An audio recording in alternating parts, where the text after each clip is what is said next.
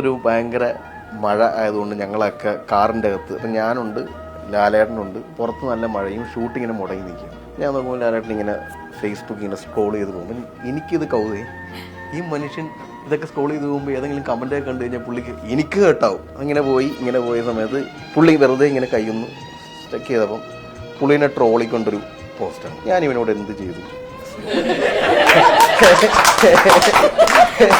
അപ്പം ഒരു സ്കൂളിൽ കുടുക്കുടാന്ന് പോയിട്ട് പിന്നെയും പുള്ളി ഇങ്ങനെ നോക്കും, ഏതോ ഒരു സെറ്റിൽ നിന്ന് മോഹൻലാലിന് ഇതെല്ലാം അറിയായിരുന്നു, എനിക്കെന്തറിയാം.